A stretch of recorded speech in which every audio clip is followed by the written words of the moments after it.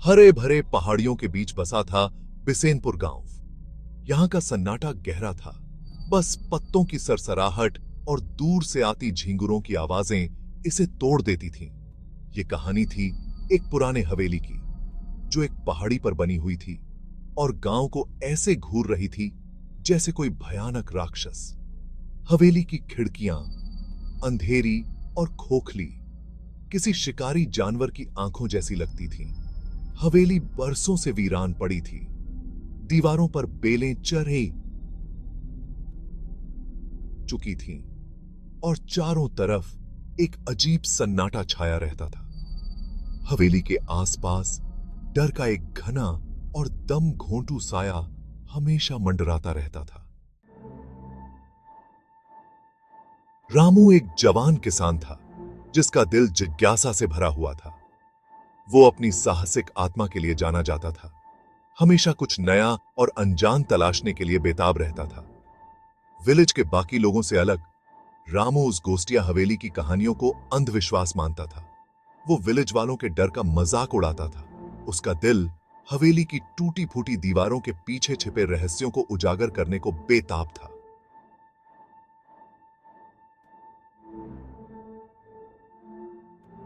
अपनी इसी बेचैनी से प्रेरित होकर रामू ने हवेली से सटे उस मना बाग में जाने का फैसला किया। वो बाग, जो कभी हरा भरा और फलदार हुआ करता था, अब सूखा और वीरान पड़ा था। पेड़ों पर बिना तोड़े फल लदे हुए थे। विलेज वाले उसे श्रापित मानते थे, लेकिन रामू ने हाथ हिलाकर उनकी बात को अनसुना कर दिया। जैसे ही उसने उस बाग के जंग लगे लोहे के दरवाजे को धक्का देकर खोला और अंदर कदम रखा, उसके दिल में डर और उत्साह दोनों एक साथ उमड़ घुमड़ रहे थे।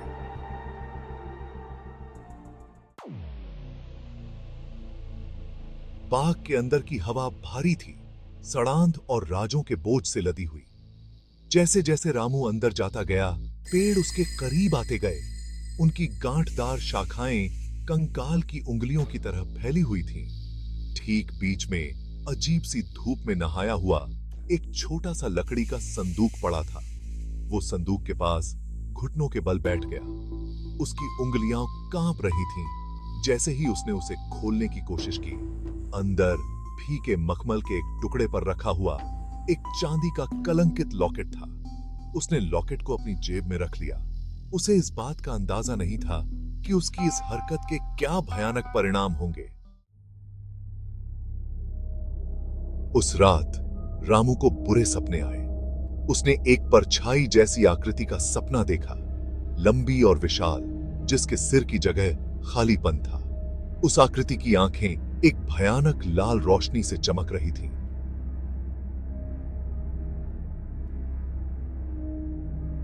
रामू की आत्मा में छेद करती हुई उसे एक अकथनीय भय से भर रही थी। वो घबराकर उठ गया। उसका सीना तेज धड़क रहा था। उस बिना सिर वाली आकृति की भयानक छवि उसके दिमाग में उतर गई थी। जैसे जैसे दिन रात में बदलते गए, रामू उस सपने और गोस्टिया आकृति की यादों से प्रताड़ित होता रहा। उसका पहले का लापरवाह रवैया अब एक बढ़ती हुई बेचैनी में बदल गया था। वो इस एहसास को दूर नहीं कर पा रहा था कि कोई उसे देख रहा है। अनदेखी आंखों का एक जोड़ा उसका पीछा कर रहा है। विलेज वाले, उनके चेहरे डर से सिकुड़े हुए, आपस में फुसफुसा रहे थे। उनकी निगाहें दया और भय के मिश्रण के साथ रामू पर पड़ रही थीं। उनका मानना था कि लॉकेट ने एक सोई हुई बुराई को जगा दिया है और रामू उसके प्रकोप का पात्र बन गया है। भाग 5। हवा में विस्पर्स। बिसेनपुर की कभी शांत नाइटें अब एक अजीब से डर से भर गई थीं। एक बिना सिर वाले भूत के फुसफुसाहट, जिसकी उपस्थिति हड्डियों को जमा देने वाली ठंड और सड़ांध से होती थी, जंगल की आग की तरह पूरे गांव में फैल गई। गांव वालों ने एक परछाई जैसी आकृति को देखा, लंबी और विशाल, चांदनी गलियों से गुजरती हुई। उसकी खाली निगाहें क्षितिज पर टिकी हुई थीं। जो लोग रात में बाहर निकलने की हिम्मत करते थे, वे ऐसी मुलाकातों के किस्से सुनाते थे जो उन्हें दहशत से भर देते थे। उन्होंने महसूस किया कि एक ठंडी अनदेखी हस्ती उनके पास से गुजरती है। उनके नाम की एक सर्द फुसफुसाहट और खून की धातु जैसी गंध छोड़ जाती है। गांव वाले, उनके दिल दहशत से भरे हुए, अपने दरवाजे और खिड़कियां बंद कर लेते थे। अपने घरों के अंधेरे में सा सोलिस त्वना तलाशते थे और प्रार्थना करते थे कि जल्दी से सुबह हो जाए।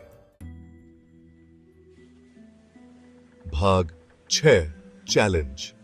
गांव के युवा, उनकी जिज्ञासा उनके डर पर भारी पड़ रही थी। एक दूसरे को हवेली के करीब जाने की हिम्मत कर रहे थे ताकि बिना सिर वाले भूत की एक झलक मिल सके।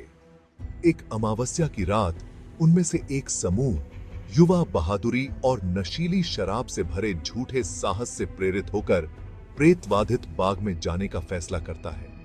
उनमें विजय भी था, जो एक जवान लड़का था, अपनी लापरवाही और अलौकिक ताकतों के प्रति अवमानना के लिए जाना जाता था।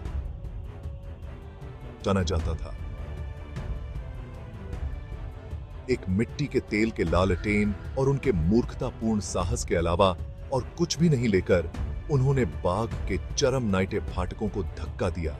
उनकी हंसी रात के सन्नाटे में गूंज रही थी, उन भयावह चीजों से बेखबर जो उनका इंतजार कर रही थीं। भाग 7 दहशत की एक नाइट। बाग एक अजीब सन्नाटे में डूबा हुआ था। बस पत्तों की सरसराहट और उन जवान लड़कों के दिलों की धड़कनें सुनाई दे रही थीं। हवा में नम मिट्टी और सड़न की गंध थी और एक घना कोहरा नीचे लटका हुआ था जो पेड़ों को गोस्टिया घूंघट में ढक रहा था। जितना आगे वे बाग में जाते गए उतनी ही ठंड बढ़ती गई, हवा में दहशत घुलती गई। अचानक लालटेन बुझ गई और वे अंधेरे में डूब गए। दहशत ने उन्हें जकड़ लिया। उनकी धीमी विस्पर से उन्मत्त चीखों में बदल गईं, क्योंकि वे अंधेरे में ठोकरें खा रहे थे। उनके हाथ ठंडी खाली हवा के अलावा कुछ नहीं छू पा रहे थे। तभी एक खून जमा देने वाली चीख रात के सन्नाटे को चीरती हुई गूंजी। भाग 8 प्रोफेसी। गांव का मुखिया, एक बूढ़ा व्यक्ति जिसकी आंखों में 1000 जन्मों का ज्ञान था, उसने ध्यान से सुना क्योंकि भयभीत ग्रामीणों ने रात की घटनाओं को बताया। उसकी शक्ल चिंता की रेखाओं से सजी हुई उस बढ़ते हुए डर को दर्शाती थी जिसने गांव को अपनी चपेट में ले लिया था।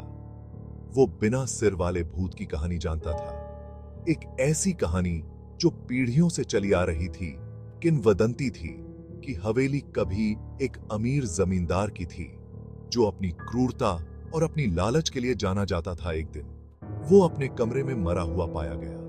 उसका सिर उसके शरीर से अलग कर दिया गया था। उसकी प्यारी पत्नी के चित्र वाला चांदी का लॉकेट गायब था। उसकी आत्मा शांति न पा सकी और कहा जाता है कि वो अपने सिर और लापता लॉकेट की तलाश में मैदान में घूमती रहती है। भाग 9 उम्मीद की एक रे। गांव के मुखिया ने बताया कि बेचैन आत्मा को शांत करने और कर्स को दूर करने का एकमात्र तरीका लॉकेट को उसके असली स्थान पर वापस करना है, हवेली के अंदर जमींदार की खोपड़ी की उंगली पर। इस रहस्योद्घाटन ने गांव में हलचल मचा दी। यह काम नामुमकिन सा लग रहा था, अकल्पनीय खतरे से भरा हुआ। उनमें से कौन बिना सिर वाले भूत के प्रकोप का सामना करने और प्रेतबाधित हवेली के अंदर जाने की हिम्मत करेगा? भाग 10 कभी न खत्म होने वाला नाइटमेयर। जैसे ही सूरज डूबने लगा, गांव में लंबी अशुभ परछाइयां पड़ने लगीं। बिसेनपुर पर एक भारी सन्नाटा छा गया। गांव वाले अपने घरों के अंदर दुबके हुए थे। उनके दिल डर और प्रत्याशा के मिश्रण से धड़क रहे थे। उनके गांव का भाग्य इस बात पर निर्भर करता था कि कर्स हटाया जा सकता है या नहीं। लेकिन आज रात बाग भयानक रूप से शांत रहा। किसी भी बहादुर शख्स ने आगे बढ़कर भूत का सामना करने की हिम्मत नहीं की। लॉकेट अछूता ही रहा, उस दहशत का एक मूक गवाह जिसने गांव को अपनी चपेट में ले रखा था। जैसे ही पूर्णिमा ने प्रेतवाधित हवेली पर अपनी भयानक चमक बिखेरी, बिसेनपुर के ग्रामीणों को एक बात निश्चित रूप से पता थी। बिना सिर वाला भूत अभी भी उनके बीच घूमता है और उनका दुस्वप्न खत्म होने से बहुत दूर था।